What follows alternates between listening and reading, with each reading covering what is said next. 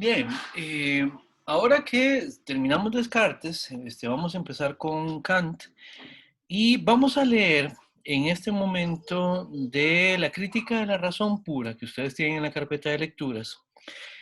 Vamos a leer los dos prólogos de la crítica de la razón pura, conocidos como prólogo A y prólogo B. Vamos a leer la introducción del texto, pero la introducción de Kant. O sea, en el texto, en el volumen que ustedes tienen, en la traducción de Pedro Rivas, viene una introducción que es de Pedro Rivas. No, pero lo que queremos es leer la introducción de Kant. Así se llama, introducción. Y después de la introducción, vamos a ver la parte que Kant va a denominar estética trascendental. Aquí están las páginas que vamos a leer. Esto es en la nomenclatura del texto kantiano que ahorita vamos a ver cómo es que se interpretan para saber darle seguimiento. Entonces, este rotulito ya lo pueden encontrar en mediación, está subido y para que sepan cuál es la sección, cuáles son las partes del texto de la crítica de la razón pura que vamos a estar discutiendo en el curso. De Kant, vamos a ver la crítica de la razón pura, una selección de la crítica de la razón pura. Bueno, esto no lo había dicho Descartes, pero Descartes es también uno de los grandes autores de la filosofía. Hay muchas referencias filosóficas que tienen que ver con Descartes. Y con Kant vamos a llegar también a un autor que es peso pesado entre los pesos pesados, ¿verdad? Tal como lo había dicho con Aristóteles, lo había dicho con Platón, con Descartes también lo podríamos decir. Con Kant definitivamente estamos ante uno de los grandes autores de la historia del pensamiento. Y vamos a leer de Kant una de las obras más influyentes, una de sus obras más influyentes, que es la crítica de la razón pura, que también podemos decir es una de las obras más importantes en la historia de los trabajos sobre epistemología que ha habido en algún momento. Es una obra que tiene, además de preocupaciones epistemológicas, derivas también metafísicas, también porque Kant, vamos a verlo, resemantiza la manera de entender la metafísica, ¿no? Eh, Habiendo dicho esto, veamos ciertas cosas sobre el autor, ¿no? Kant es un filósofo, es conocido como un filósofo alemán. Sin embargo, eso es una manera de decirlo, es una manera anacrónica de decirlo, porque cuando Kant muere en 1804, todavía faltaban unos buenos años para que algo como Alemania, o lo que conocemos como Alemania, existiera. Sin embargo, Kant efectivamente escribió en alemán, un idioma que existió antes que Alemania, lo cual es curioso. Kant era prusiano, ¿ya? Kant era de Prusia, que es lo que deberíamos entender geográficamente como el lugar a donde él nació. Pero en Kant es curiosísimo. Cuando él nace, el pueblo en el que él nace se llamaba Königsberg.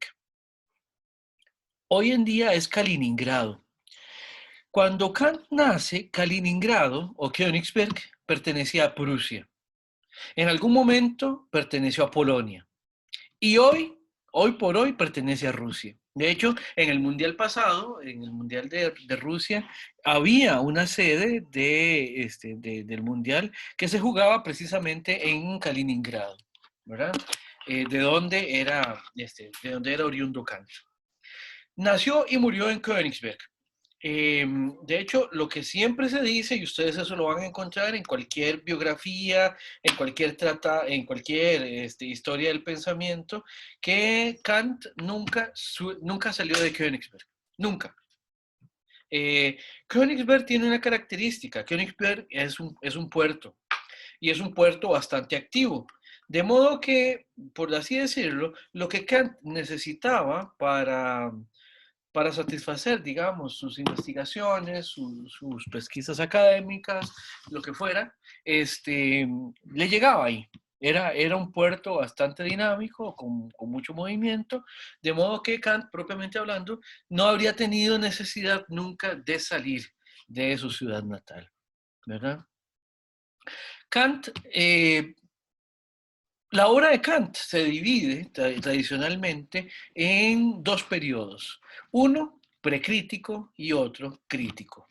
El periodo precrítico está marcado, o mejor dicho, el parteaguas entre los periodos precrítico y crítico es precisamente el texto que vamos a revisar, que es la crítica de la razón pura.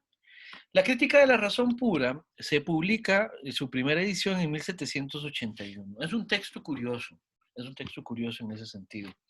Eh, Kant deja de escribir más o menos por ahí de 1770.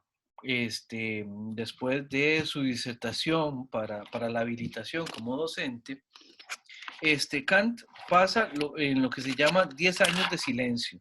En estos 10 años se tienen algunas cosillas, escribe mucha correspondencia, pero Kant en esa correspondencia lo que dice es, me estoy pensando una obra, ya ahorita voy a publicar una obra y siempre menciona esa obra que tiene en ciernes, que es la crítica de la razón pura.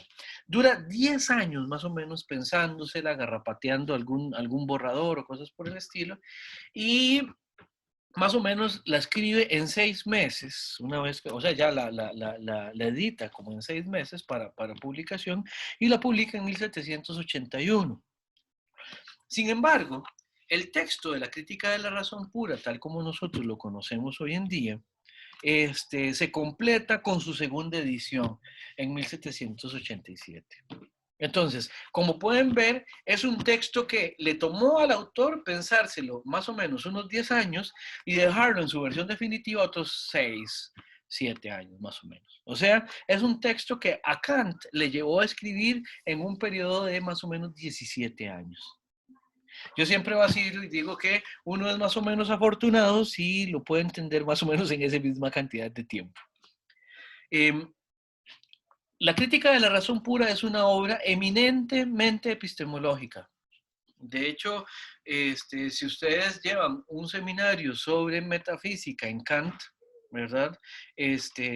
Tienen que pasar por la crítica de la razón pura solo y a partir del hecho de que en Kant hay una cercanía fundamental entre epistemología y metafísica. Pero el texto está pensado como, pues, precisamente un texto epistemológico. De hecho, el texto tiene una pregunta, un hilo conductor, que es precisamente la pregunta, ¿qué puedo conocer? ¿O qué podemos conocer los seres racionales? ¿Verdad? Sin embargo, para Kant eso es una preocupación también metafísica y eso lo vamos a ver más adelante. En el periodo precrítico, Kant también fue prolífico, escribió sobre muchas cosas. De hecho, Kant fue un enciclopédico, fue uno de tal vez de los últimos pensadores enciclopédicos. Y en el caso de Kant, lo que quiere decir es que hizo aportes significativos en varias áreas. Por ejemplo, Kant tiene aportes significativos en cosmología, tiene aportes significativos en filosofía, sabía mucho de matemáticas, sabía mucho de física. ¿Verdad? Tenía como referente en relación con la posibilidad de hacer explicaciones de mundo a Newton, ¿verdad? Newton era algo así como el horizonte, como la meta explicativa de Kant, ¿verdad? Fue una persona sumamente curiosa, como les decía, incluso en algún momento se le ofreció el puesto de profesor de poesía. Dicho que sea de paso lo rechaza, pero para que ustedes vean los conocimientos que tenía. ¿Ya? Eh, Ahora, ¿qué nos encontramos en este proyecto que vamos a denominar proyecto crítico de Kant? ¿Verdad? El proyecto crítico es un proyecto donde Kant va a publicar varios títulos precisamente a partir de esa noción de crítica, la crítica de la razón pura, la crítica de la razón práctica y la crítica del discernimiento o la crítica del juicio, como lo quieran traducir. Son tres obras fundamentales de este periodo. En este sentido, Kant de lo que habla es de la crítica como una capacidad que tenemos de revisar hasta dónde dan de sí los fenómenos que estamos tratando de estudiar. Crítica es precisamente entonces esa evaluación última de los alcances de algo. Y en ese sentido, ¿verdad? El proyecto de Kant es crítico precisamente porque estas obras, a partir de 1781, hay quienes incluso se van un poco a 1770 también y meten la disertación dentro de este periodo. Hay algo así como una especie de metodología nueva propuesta por Kant. Y esta metodología es precisamente crítica, que tiene que ver con esa revisión. Vamos a ver qué significa eso en relación con esta obra que estamos viendo. Otra cosa que es importante, al igual que Descartes, Kant es moderno, ¿verdad?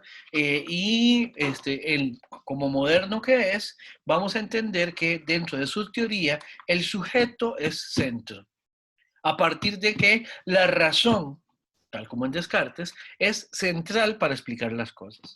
Sin embargo, Kant, aun cuando pone a la razón como la herramienta última, Kant no es un racionalista. Kant no es un racionalista. Las propuestas que hay en la modernidad, en ese sentido, los dos polos opuestos, son por un lado el racionalismo que definíamos anteriormente en la clase sobre Descartes, como aquella postura según la cual nosotros generamos conocimiento predominantemente por medio de la razón y gracias a la razón. O mejor dicho también, la razón es esa herramienta primordialmente calificada para generar nuestro conocimiento. Es en ese sentido, nuestro parámetro de conocimiento. La experiencia para un racionalista está supeditada a la razón. En la acera del frente, en la modernidad, vamos a tener al empirismo, que se contrapone al racionalismo precisamente porque el empirismo lo que va a decirnos es que todo nuestro conocimiento en última instancia o parte de la experiencia o remite a ella. Incluso las nociones más abstractas que nosotros podamos conocer de las matemáticas y todo esto, en última instancia para un empirista remitirá a que nuestro conocimiento tiene un origen empírico, o sea, que tiene que ver con la experiencia sensorial que generamos en relación con cómo interactuamos con el mundo. Como ustedes ven, racionalismo y empirismo, jugando con las mismas variables, dan una respuesta, por así decirlo, inversa a la anterior. En el racionalismo, la razón es el criterio primordial y la experiencia está supeditada a ella. O sea, el conocimiento abstracto y los conceptos abstractos son los que conducen el avance del conocimiento y todo se supedita a ella. En el empirismo es más bien la experiencia, el criterio mediante el cual nosotros podemos generar conocimientos confiables y todo lo que no sea experiencia, en última instancia tiene que remitir a ella. La experiencia entonces es rectora para un empirista, así como la razón es rectora para un racionalista. Kant se encuentra en las discusiones epistemológicas y metafísicas, se encuentra viendo esas dos esquinas, esos dos polos, esas dos aceras, ¿ya? Y él lo que dice de alguna manera es que lo que hay que hacer es trazar un puente que nos permita recurrir tanto a la razón como a la experiencia como criterios de conocimiento. ¿Ya? Vamos a ver cómo eso lo construye Kant también. Pero entonces, en ese sentido, el proyecto crítico, de alguna manera, surge como una respuesta al racionalismo de Descartes, de Wolff, etcétera, etcétera, y también una respuesta al empirismo de los ingleses, qué sé yo, Hobbes, Locke, Hume, ¿verdad? Berkeley, por decirlo de alguna manera. Entonces, Kant está jugando con esas variables de esa manera. Otra cosa que Kant es como moderno es deposita mucho su confianza en el conocimiento científico. El modelo de conocimiento para Kant, en última instancia, es el modelo de Newton, como les estaba diciendo anteriormente. Otra característica que tiene la filosofía kantiana es que, en tanto que se entiende como una propuesta moderna, es optimista a propósito de los alcances del conocimiento surgido en este periodo. En Descartes nosotros no vamos a encontrar esa referencia al periodo de la modernidad porque, como les había dicho, Descartes es un iniciador de la modernidad. Todavía no está esa noción de lo moderno o la modernidad como un periodo, como una división de los tiempos en la historia del pensamiento. Pero en el tiempo de Kant, la modernidad ahora sí ya era todo un tema. Era un tema de reflexión, era un tema de referencia para los autores e incluso popularmente, ¿verdad? Y Kant, en ese sentido, es un fiel seguidor de ese optimismo moderno, en el sentido de que le tenía mucha confianza a los logros que se podían llevar a cabo por medio de la razón. Por eso es un firme, sí, confía firmemente en el conocimiento construido a partir de la ciencia. Y de alguna manera, en filosofía, trata de pensarse las cosas, tomando como ejemplo la construcción del conocimiento científico. O sea, vamos a ver, él lo que dice es, cuando él ve a Newton y ve lo que él está haciendo, lo que Newton hizo en física, él dice, bueno, ¿cómo podemos hacer para, en filosofía, generar conocimientos que sean así de contundentes, así de seguros? Y lo que está en este texto es, entre otras cosas, su propuesta a propósito de cómo responde él a esta pregunta. Otra cosa importante es que el pensamiento de Kant es pensamiento ilustrado. A diferencia de Descartes, que estaba iniciando la modernidad, Kant estaba más bien al lado del cierre de la modernidad. Entonces, hay ciertas cosas que son distintas. Kant, en ese sentido, concebía a la modernidad como un periodo de la historia en la cual se estaba gestando de manera sumamente importante un proceso mediante el cual la razón iba increciendo. ¿Verdad? Y esa confianza que se le depositaba a la razón, pues obviamente a Kant le hacía pensar que todas las cosas iban necesariamente hacia mejor. ¿Por qué? Porque ahora conocemos más el mundo, lo conocemos mejor y a partir de conocerlo mejor, pues podemos desarrollarnos y sacarle más provecho a ese mundo. Kant era un ilustrado convencido y muy asumido además. Otra cosa que es importante para hacer ciertas distinciones en el texto de la crítica de la razón pura es que en la propuesta de Kant vamos a tener tres ámbitos. Uno teórico, uno práctico y uno estético. El teórico es el que se relaciona con el texto que vamos a leer. La parte teórica es la parte epistemológica, especulativa y epistemológica, ¿ya? Que ahí vamos a meter tanto la pregunta por el conocimiento como las preguntas metafísicas, ¿verdad?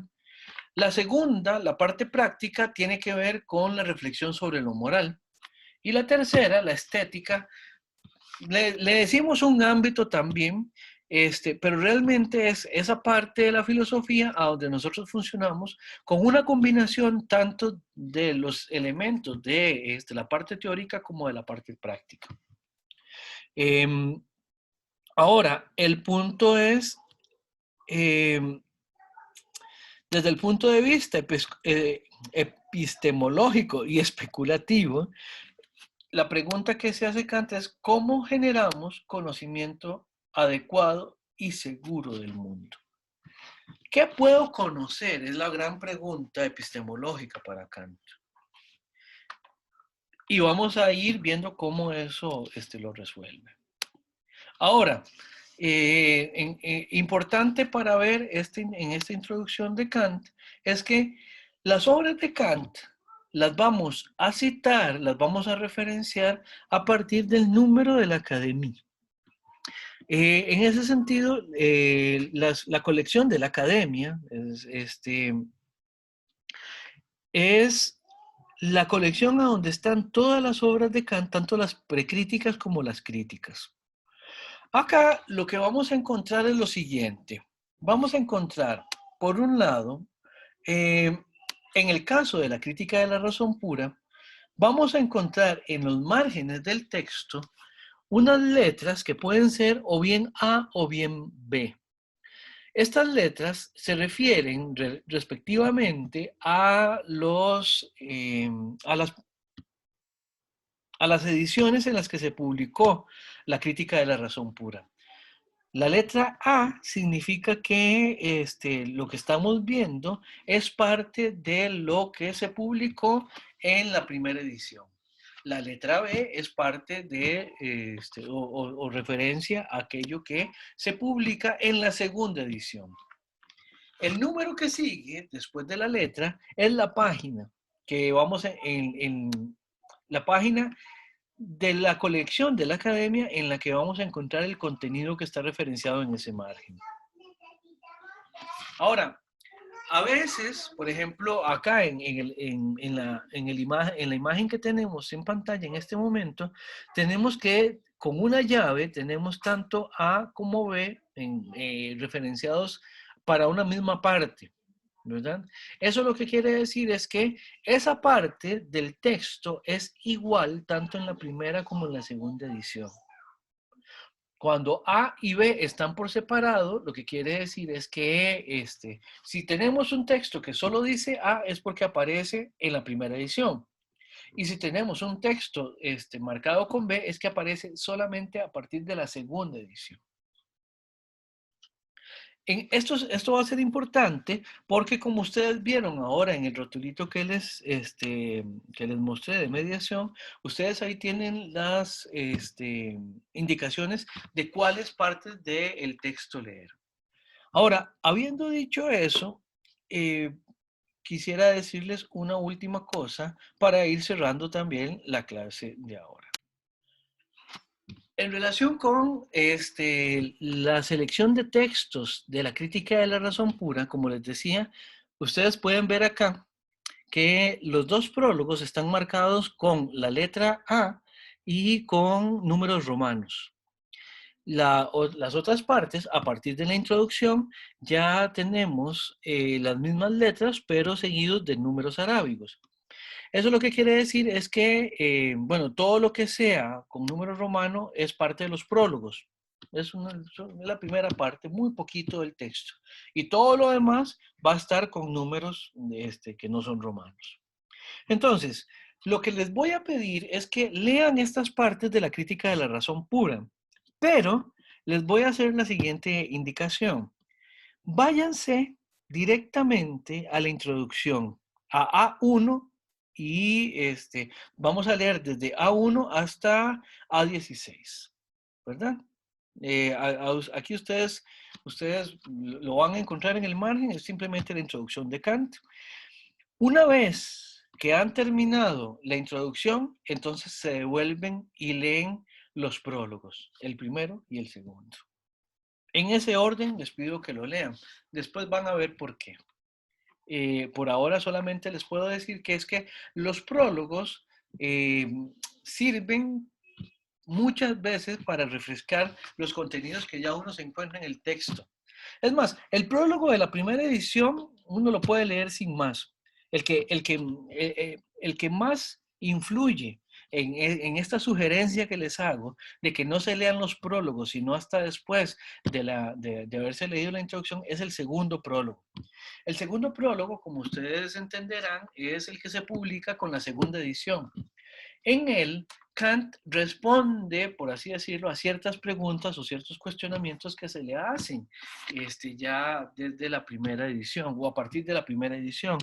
Por eso es que es mejor ya haber pasado por algo del texto, en este caso, la introducción, que es bastante ilustrativa, pues, además es un texto que considero que no es difícil.